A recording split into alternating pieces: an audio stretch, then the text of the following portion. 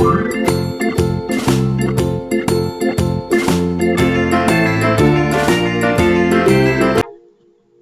semuanya, pada kesempatan kali ini saya akan memberikan materi kepada kalian, yaitu tentang proposal usaha dan penyusunan proposal usaha. Nah, pada kesempatan kali ini saya akan menjelaskannya lebih detail di pengertian dan bagaimana cara menyusun proposal usaha. Nah, sebelum kalian menyimak video ini, jangan lupa selalu like, comment, share, dan klik tombol subscribe serta klik tombol loncengnya. Nah, langsung saja di sini saya akan mendefinisikan atau memberikan pengertian tentang proposal bisnis atau usaha. Nah, yang pertama adalah proposal bisnis adalah suatu dokumen yang menyatakan keyakinan akan kemampuan sebuah bisnis untuk menjual barang atau jasa dengan menghasilkan keuntungan yang memuaskan dan menarik bagi penyandang dana. Proposal bisnis diartikan juga sebagai dokumen tertulis yang rinci mengenai usaha baru yang tengah direncanakan, berisi proyek yang akan dilakukan, pemasarannya, manajemen, risiko, keuangan, dan lain sebagainya. Kemudian proposal bisnis juga bisa diartikan sebagai menggambarkan, merefleksi, serta mencerminkan pribadi wirausaha di belakangnya.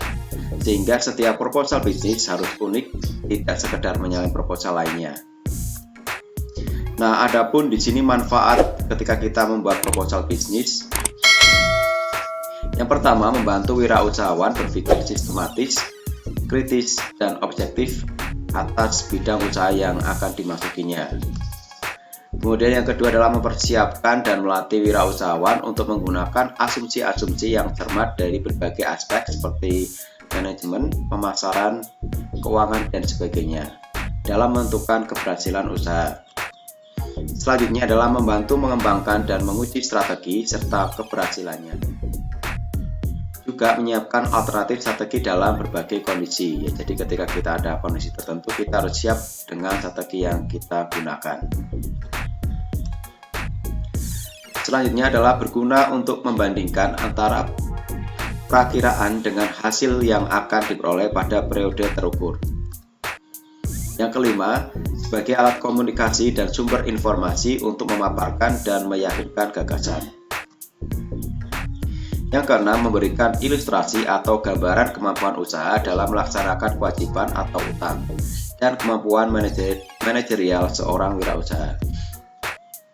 Selanjutnya, 4 faktor utama dalam penyusunan proposal bisnis, yaitu yang pertama adalah tujuan, harus realistis, spesifik, dapat diukur, dan ada kesatuan antara waktu dan parameternya. Kemudian adanya komitmen, yaitu dukungan dari seluruh pihak yang terlibat. Yang ketiga, batasan waktu. Sub-sub dibuat berkesinambungan dan ada evaluasi waktu atas kemajuan yang dicapai. Yang keempat adalah fleksibilitas, yaitu dapat diantisipasi dan memungkinkan munculnya strategi alternatif yang dapat diformulasikan.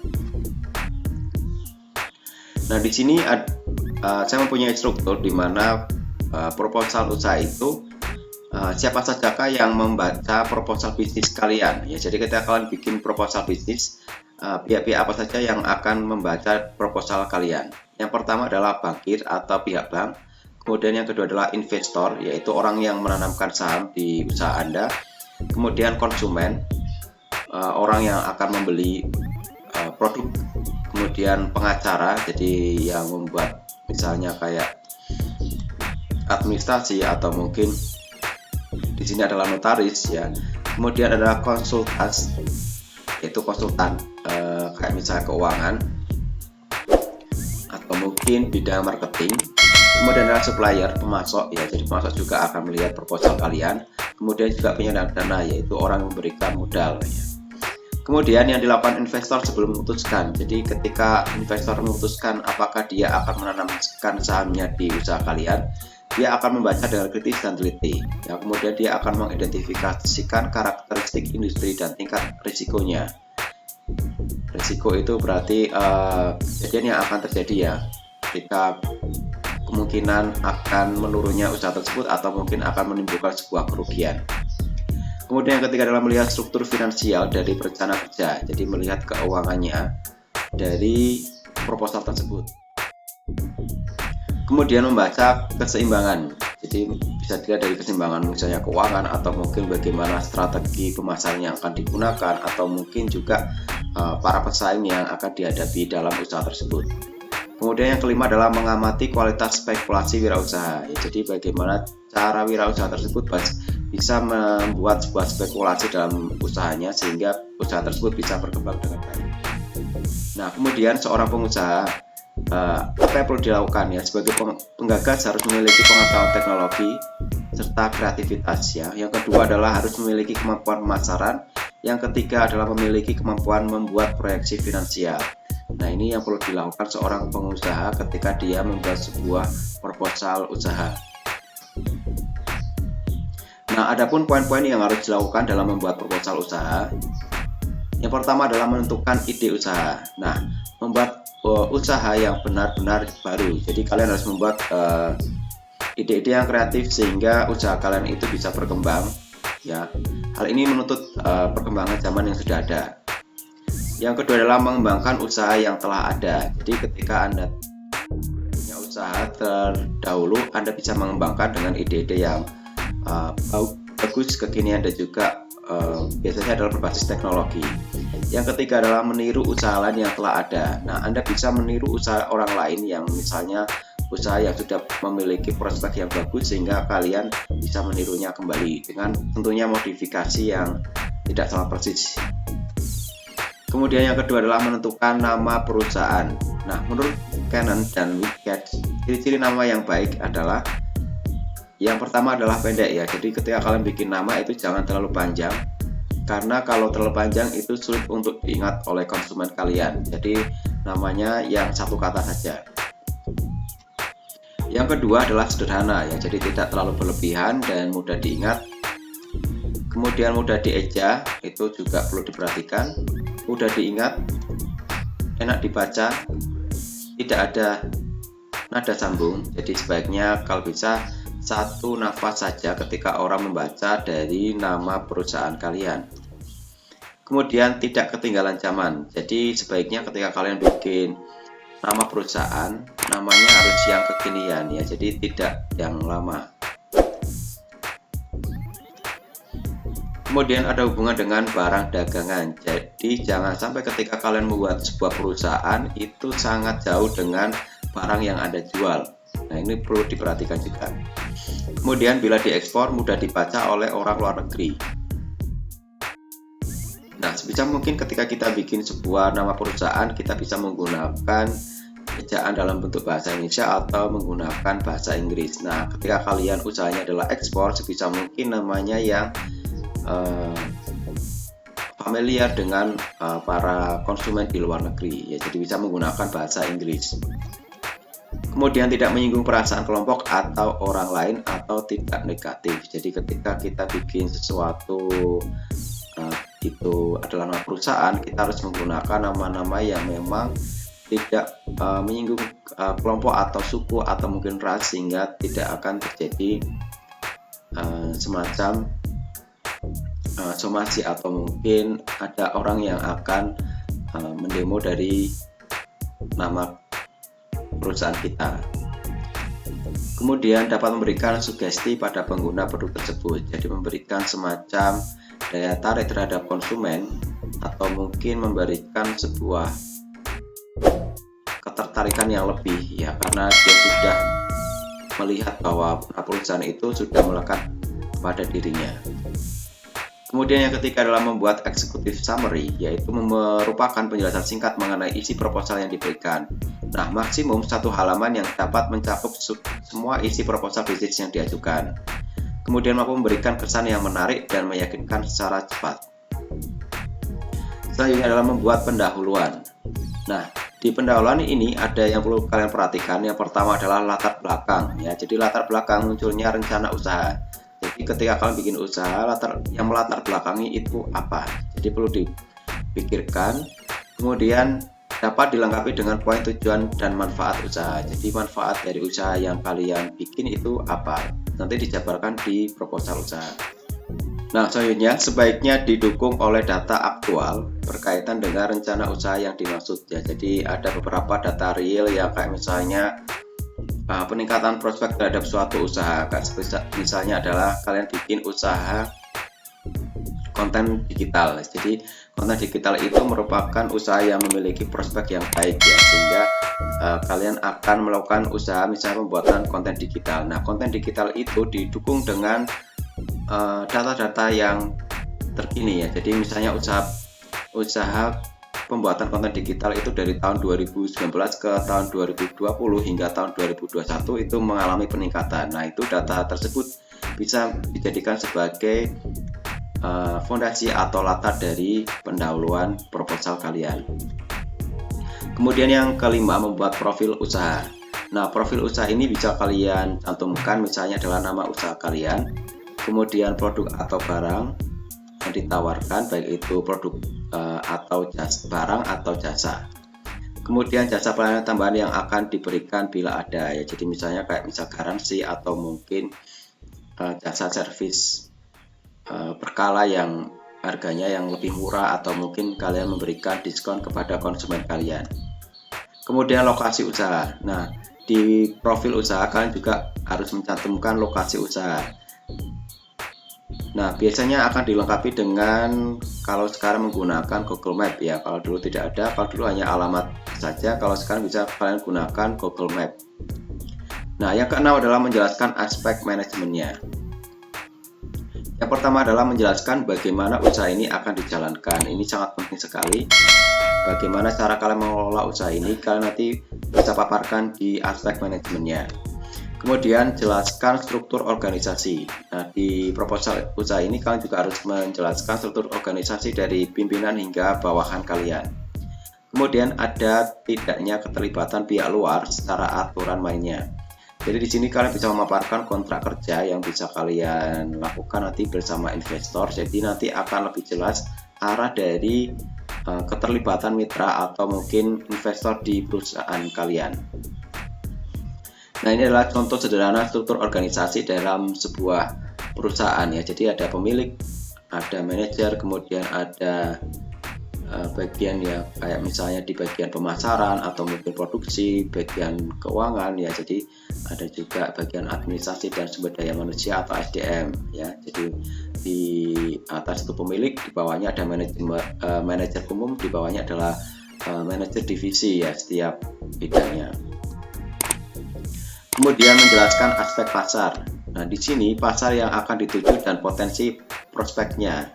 Jadi segmen dari usaha kalian, apakah kalian akan masuk ke segmen di kalangan menengah ke bawah atau menengah ke atas, itu perlu ditentukan terlebih dahulu. Kemudian tingkat persaingan, apakah dari usaha kalian itu memiliki persaingan yang cukup ketat atau mungkin pesaing kalian itu sangat rendah sekali. Jadi ini perlu diperhatikan. Nah, ketika pesaing kalian itu mengalami banyak pesaing, jadi kalian bisa mengatur strategi apa yang perlu kalian lakukan untuk melawan dari pesaing tersebut. Yang ketiga adalah upaya pemasaran yang akan dilakukan. Jadi apa yang perlu kalian lakukan ketika kalian akan memasarkan sebuah produk, baik itu barang ataupun jasa ya. Misalnya kalian menetapkan harga ya. Jadi ketika kalian di awal usaha biasanya menerapkan harga yang rendah ya, itu untuk menarik konsumen kalian masuk ke dalam pasar tersebut. Nah, kemudian strategi pemasaran yang akan digunakan ini juga perlu kalian lakukan. Dari tekniknya atau mungkin strateginya yang perlu kalian lakukan, kalian siapkan, itu harus benar-benar dilakukan. Nah, sekarang biasanya kalian bisa menggunakan strategi pemasarannya baik itu digital ataupun non digital. Jadi kalau digital kan bisa menggunakan kayak misalnya marketplace atau mungkin media sosial untuk mempromosikan atau memasarkan produk kalian. Nah, lengkapi dengan perkiraan hasil penjualan. Nah, ini adalah prediksi atau ramalan ketika kalian akan menjual sebuah barang ketika sudah 3 tahun, 4 tahun, 5 tahun, apakah akan mengalami peningkatan. Nah, ini bisa kalian perkirakan dalam sebuah ramalan penjualan yang akan kalian sampaikan di proposal tersebut. Nah, kemudian menjelaskan aspek produksi. Nah, di sini kalian bisa memaparkan di proposal itu adalah bahan baku yang kalian gunakan. Kemudian proses produksi dari layout, proses produksi dan sebagainya. Kemudian lengkapi dengan gambar layout bila perlu ya. Jadi kalian bisa menggambarnya. Kemudian adalah kapasitas produksi. Jadi kapasitas produksi ini berhubungan dengan berapa banyak barang yang akan kalian produksi ya. Jadi ini adalah usaha yang produksi ya. Tapi kalau nanti usahanya kalian dagang, tidak usah memberikan kapasitas produksi. Kemudian perkiraan jumlah atau target produksi. Jadi kalian bisa memperkirakan kira-kira penjualan yang akan kalian lakukan untuk usaha dagang ya. Tapi untuk yang produksi kalian bisa menargetkan kira-kira satu hari kalian bisa produksi berapa buah atau mungkin berapa paket yang akan kalian produksi di usaha kalian. Kemudian buat gambar flow proses produksi bila perlu ya. Jadi kalian bisa menggambarkan bagaimana proses dari awal hingga akhir. Jadi dari bahan mentah, barang setengah jadi, bahkan menjadi barang jadi. Nah, kalian nanti bisa memaparkan di proposal usaha kalian. Kemudian yang ke-9 adalah menjelaskan aspek keuangan. Nah, di sini proposal kalian itu harus memaparkan pendanaan ya, besar investasi ya, baik itu dari modal pribadi atau mungkin modal dari luar ya, baik dari perbankan atau mungkin dari investor yang akan menanamkan usaha di usaha kalian. Kemudian adalah alokasi investasi. Nah, penggunaan dana yang sudah masuk dari modal tersebut nanti kalian akan mengalokasikan di bagian manakah keuangan tersebut akan digunakan ya, misalnya di bagian pemasaran, produksi, atau mungkin di bagian SDM itu juga harus diperhatikan. Kemudian studi kelayakan yang meliputi aspek ekonomis, teknis, hukum, sosial, pasar, dan sebagainya. Nanti di kelayakan nanti kalian harus memaparkan ya dari segi kelayakan aspek ekonominya, bagaimana kemudian teknisnya atau caranya, kemudian berdasarkan hukum, apakah sudah legal atau masih ilegal itu juga perlu diperhatikan. Landasan hukumnya juga harus jelas, kemudian sosial itu juga harus diperhatikan. Ini berhubungan dengan masyarakat. Jadi kayak misalnya apakah usaha kalian itu akan berdampak kepada masyarakat sekitar. Kemudian juga pasar itu juga perlu diperhatikan. Kemudian lakukan analisis SWOT ya bila diperlukan. Nah, analisis SWOT ini akan memudahkan kalian menyusun sebuah strategi yang tepat. Ya, karena di sini di analisis SWOT itu akan kita melihat ya strength atau kekuatan, kemudian weakness, kelemahan, kemudian opportunity ya, peluangnya, kemudian threat-nya, ancamannya juga kita tahu ya. Jadi kita akan tahu bagaimana kekuatan dan kelemahan usaha kita, kemudian peluangnya di pasar itu seperti apa, dan juga bagaimana pesaing yang ada di pasar. Kemudian studi kelayakan. Nah, poin yang sangat diperlukan untuk memberikan penjelasan dari berbagai aspek ya, seperti ekonomi, hukum, teknis, dan pasar. Nah, tujuan dari studi kelayakan ini adalah untuk lebih memastikan bahwa usaha atau bisnis yang akan dijalankan adalah layak dan memiliki prospek yang baik. Nah, di sini saya akan memberikan contoh dari analisis SWOT ya. Di sini ada poinnya 4-5 poin setiap aspeknya. Nah, di sini ada aspek internal dan juga ada aspek eksternal ya. Jadi kalau kita melihat aspek internal itu adalah di kekuatan dan kelemahan dari usaha kita. Nah, kalau dari aspek atau faktor eksternal itu kita melihat dari peluang dan ancaman bisnis kita. Nah, di sini kita bisa melihat itu ada strategi ya, SO, jadi strength dan opportunity. Kita menggunakan kekuatan untuk memanfaatkan kesempatan yang ada. Jadi kita punya strength, kekuatan.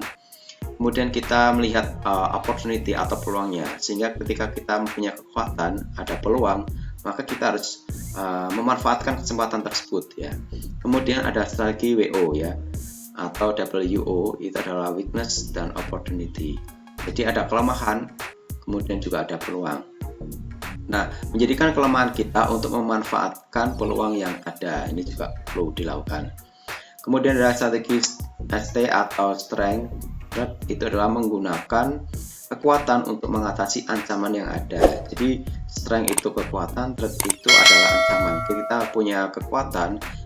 Nah, strategi ST atau menggunakan kekuatan untuk mengatasi ancaman yang ada. Jadi strength itu adalah kekuatan. Nah, dalam kekuatan perusahaan itu kita bisa gunakan untuk mengatasi ancaman-ancaman yang ada. Misalnya ancaman dari para pesaing kita. Kemudian ada strategi WT, yaitu menjadikan kelemahan kita untuk menghadapi ancaman yang berbeda. Nah, di sini kalian bisa menjadikan kelemahan yang kita punya dari perusahaan kita untuk menghadapi ancaman yang ada.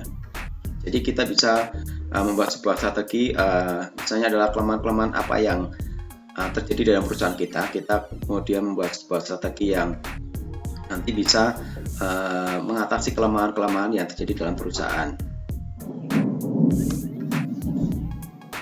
Kemudian adalah menjelaskan aspek lainnya, yaitu kendala yang mungkin timbul ya, dan alternatif pemecahan. Jadi ketika kita memiliki sebuah usaha pasti akan ada resiko atau mungkin kita akan mengalami penurunan dari misalnya produksi atau mungkin penurunan dari aspek pemasaran kita.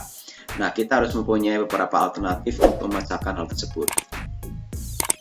Kemudian jadwal kegiatan juga yang menggambarkan tahapan-tahapan dari persiapan hingga berjalannya usaha yang dimaksud ya. Kemudian adalah tambahkan informasi yang tidak masuk ke poin-poin sebelumnya, namun penting untuk disampaikan. Nah, ketika ada beberapa notis atau catatan kecil, kalian bisa menambahkan di proposal usaha kalian. Kemudian menyiapkan lampiran. Lampiran ini bisa berhubungan dengan beberapa hal yang ada di proposal kalian, tapi tidak bisa ditampilkan di bagian depan. Misalnya adalah laporan keuangan atau mungkin prediksi dari keuangan yang kalian akan sampaikan di proposal usaha. Nah, kalian tidak perlu menampilkan di bagian utama, kalian bisa menyiapkannya dimasukkan ke dalam sebuah lampiran. Nah, misalnya di sini juga ada jadwal aktivitas ya, aktivitas di perusahaan Anda, kemudian data pendukung, kemudian rincian dan perhitungan dari aspek keuangan bisa kalian lampirkan di bagian lampiran, tidak usah di bagian badan utama proposal. Kemudian profil lengkap SDM juga kalau tidak perlu diletakkan di bagian depan, kalian bisa masukkan ke bagian lampiran. Kemudian juga ada lampiran-lampiran lain yang perlu kalian masukkan di situ, misalnya adalah hukum yang sudah legal di situ, misalnya dari notaris, kalian bisa masukkan di situ. Kemudian yang ke-12 adalah membuat presentasi yang menarik. Jadi ketika kalian sudah bikin proposal usaha, kemudian kalian bisa mempresentasikan ke investor atau mungkin lembaga yang memang akan memberikan modal kepada kalian. Nah, kemudian di presentasi tersebut kalian bisa membuatnya di PowerPoint yang interaktif dan menarik, atau mungkin juga singkat namun jelas dan meyakinkan. Nah, kan bisa menambahkan juga grafik dan animasi visual, animasi atau visual oriented. Kemudian juga siapkan backup ya. Jadi ketika kalian membuat sebuah presentasi, kalian juga menyiapkan backup file sehingga ketika kalian presentasi ada data yang bermasalah, kalian bisa menggunakan data file backupan yang sudah ada. Nah, ini adalah isi dari proposal ya. Jadi ada judul rencana bisnis, executive summary, kemudian rencana bisnis di situ ya. Ada penjelasan singkat tentang bisnis, latar belakang, kemudian kalau memaparkan juga visi misinya. Kemudian juga ada analisis SWOT, kemudian juga ada struktur organisasi, ada analisis pasar, analisis produksi, analisis risiko bisnis, strategi bisnis, kemudian juga kalian memaparkan proyeksi keuangan dan sumber pendanaan. Dan yang terakhir adalah rencana aktivitas dan penjadwalan. Nah, proposal usaha ini kalian bisa mencetaknya dalam ukuran kertas HVS A4 ya. Kemudian desain proposal bebas, kalian bisa menggunakan desain yang menarik. Nah, tipsnya untuk di bagian cover, sebaiknya kalian bisa membuat cover yang menarik sehingga para investor atau mungkin konsumen akan tertarik dan membaca proposal usaha kalian. Nah, untuk tahapan editing dari proposal kalian harus membuat font yang formal. Nah, font yang formal di Word itu biasanya adalah Times New Roman dengan ukuran 12, kemudian menggunakan spasinya adalah 1,5 lines dan diberi nomor halaman. Nah, itu saja yang perlu kalian perhatikan ketika kalian akan menyusun sebuah proposal usaha. Nah, semoga materi pada kesempatan kali ini bermanfaat. Terima kasih.